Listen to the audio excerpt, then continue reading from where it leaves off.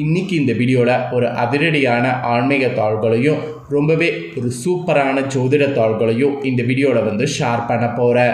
So யாருக்குன்னா கன்னிராசிக்காரங்க இந்த ஒரு வீடியோவை ஸ்கிப் பண்ணாமல் பாருங்கள்.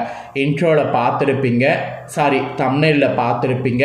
இருந்தாலும் இன்ட்ரோவில் உங்களுக்கு என்ன பார்க்க போகிறீங்கிறத ஷேர் பண்ணுறேன்.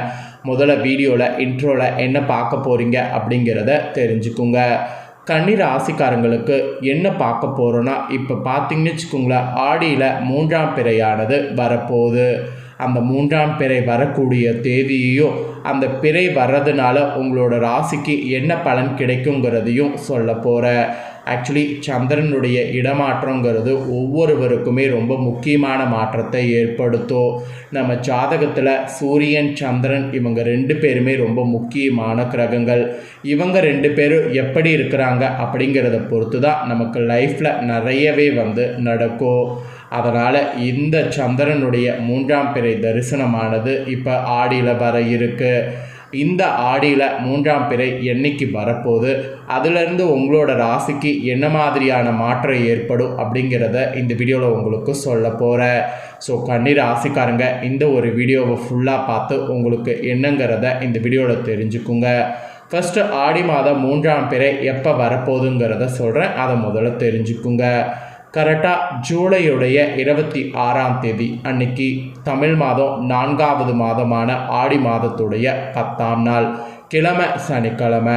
இந்த டைம் சனிக்கிழமை அதுவுமா 3ஆம் பிறையானது வருது.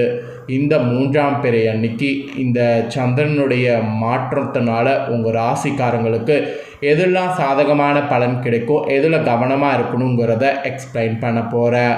ஃபஸ்ட்டு சாதகம் உங்களுக்கு எதில் கவனமாக இருக்கணும் அப்படிங்கிற பலன்களை தெரிஞ்சுக்கிறதுக்கு முன்னாடி இந்த 3ஆம் பிறையுடைய சிறப்பையும், இந்த பிறையை பார்த்தால் அதாவது சந்திரனை பார்த்தால் உங்களுக்கு என்ன மாதிரியான பிரச்சனை நீங்குங்கிறதையும் உங்களுக்கு ஷேர் பண்ணுறேன். ஸோ என்ன மாதிரியான ஆன்மீக விஷயங்கள் அப்படிங்கிறத தெரிஞ்சுக்குங்க. அதாவது இந்த பிறையுடைய முக்கியத்துவமான ஆன்மீக விஷயத்தை இந்த வீடியோவில் ஃபஸ்ட்டு கன்னிராசிக்காரங்க தெரிஞ்சுக்குங்க. அதுக்கப்புறம் சந்திர தரிசனத்தினுடைய அந்த மாற்றத்தினால என்ன மாதிரியான விஷயங்கள் சாதகமாகவும் எதில் கவனமாகவும் இருக்கணுங்கிறத ஷேர் பண்ணுறேன். ஆக்சுவலி காலை நேரத்தில் பிரம்ம முகூர்த்தத்தில் சூரியனை வணங்குவது நல்லது. அதே போல் மாலை நேரம் எப்பொழுதுமே விஷ்ணுவுடைய நேரமாகும். அப்போது சந்திர தரிசனம் செய்வது நல்லது. அதில் அமாவாசைக்கு 3வது நாள் வரக்கூடிய சந்திர தரிசிப்பது ரொம்ப ரொம்ப ரொம்ப சிறப்பு. அந்த வகையில் ஆடி மாதம் 3ஆம் பிறை ரொம்ப சிறப்பு. மாலை நேரத்தில் மேற்கு திசையில் வானத்தில் அமாவாசையுடைய 3வது தினம் சந்திர தரிசனம் பார்த்து வணங்குறது எல்லாருக்குமே சிறப்பு. அமாவாசை அடுத்து வரக்கூடிய 3வது நாளில் தெரியக்கூடிய நிலவு தான் 3ஆம் பிறை என அழைக்கப்படுகிறது. ஸோ அதுதான் இப்போ நான் உங்களுக்கு சொல்லிக்கிட்டு இருக்கேன். சூரியனும் சந்திரனும் ஒரே ராசியில் இணைவது அமாவாசை திதியாகும். ஒவ்வொரு அமாவாசைக்கு பிறகு வரக்கூடிய 3ஆம் நாள் 3ஆம் பிறை நாளாகும். அமாவாசைக்கு மறுநாள் நிலவு எப்பயுமே தெரியாது. ஆனால் 3ஆம் நாளான துவாதசி திதியில் தெரியக்கூடிய நிலவு மிகவும் அழகாகவும் பிரகாசமாகவும் இருக்கும். அது பார்க்குறதுக்கு மட்டும் இல்லை, அதிலிருந்து வரக்கூடிய எனர்ஜியும் ரொம்ப பாசிட்டிவாகவே இருக்கும். ஸோ ஒரு முறை விநாயகப் பெருமான் சிவனுடைய அதிகாரத்தையும் பொறுப்புகளையும் ஏற்றுக்கொண்டார். பொறுப்பினை ஏற்றுக்கொண்ட பின் விநாயகர் அனைத்து உலகங்களையும் பார்வையிட சென்றார். எல்லா உலகத்தையும் பார்வையிட்ட விநாயகர் சந்திரனையும் பார்க்க சென்றார்.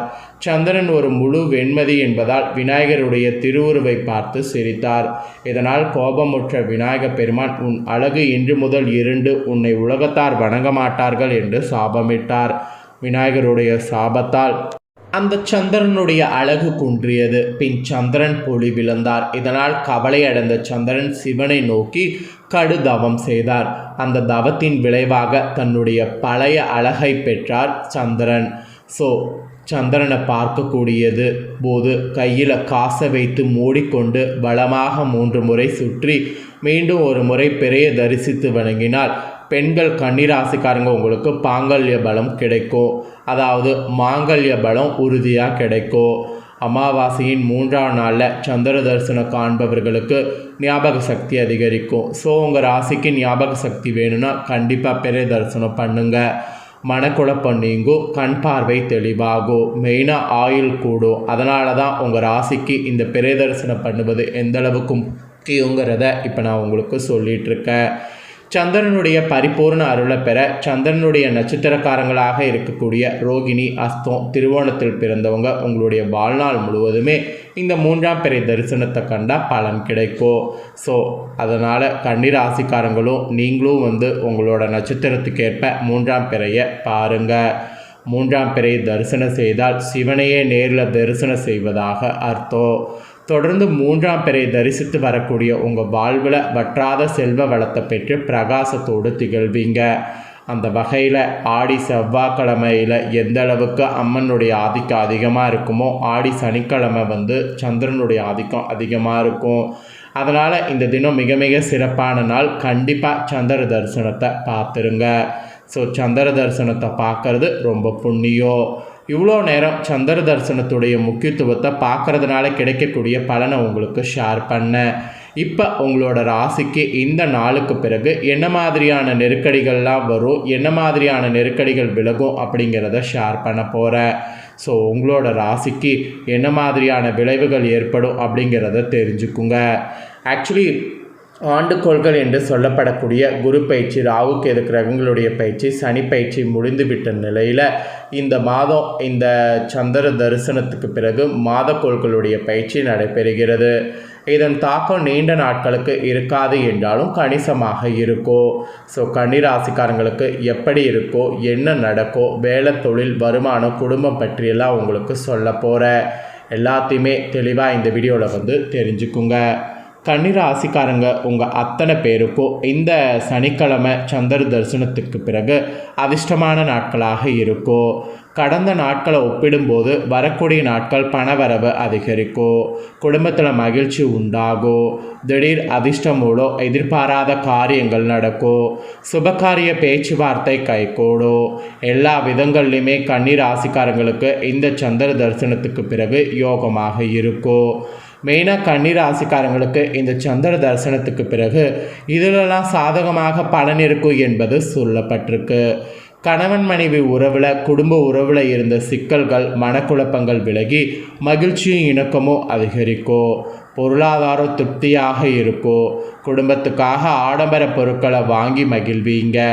பெண்களால் ஆதாயம் உங்களுக்கு ஏற்படும். பெண்களுக்கு சுபிட்சமாக இனி இருக்கும். ஆடை ஆபரண சேர்க்கை, வாகனம் வாங்குவது, சொத்துக்கள் சார்ந்த விஷயங்கள் என்று எல்லாமே சாதகமாக உங்களுக்கு மாறும். அப்புறம் திருமண பேச்சுவார்த்தைக்கு ஏற்றதாக இருக்கும். காதல் திருமணம் கைகூட வாய்ப்பு இருக்குது.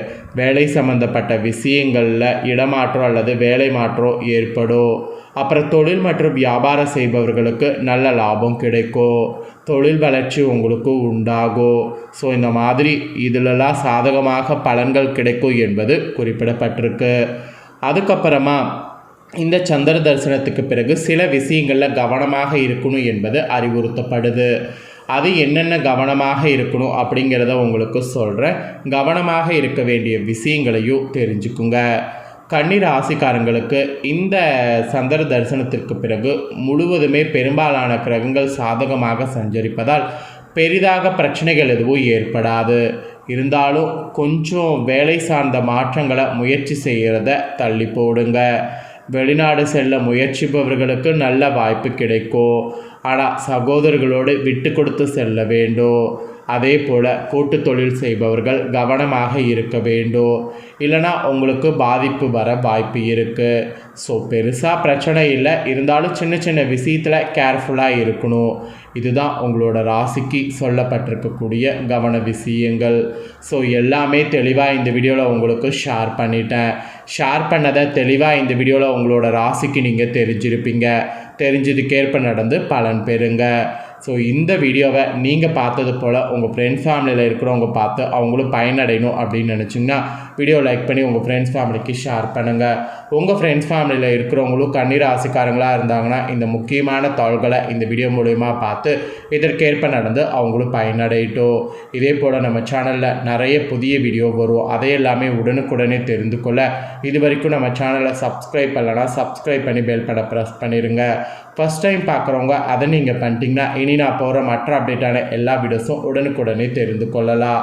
ஸோ மறக்காமல் சப்ஸ்கிரைப் பண்ணி பெல் பட்டனை ப்ரெஸ் பண்ணி பண்ணி சப்போர்ட் பண்ணுங்கள். நெக்ஸ்ட்டு நான் போடக்கூடிய வீடியோ எல்லாமே உடனுக்குடனே நோட்டிஃபிகேஷன் வந்து தெரிஞ்சு பயன்பெறுங்க. ஸோ வேறொரு வீடியோவில் வந்து உங்களை சந்திக்கிறேன்.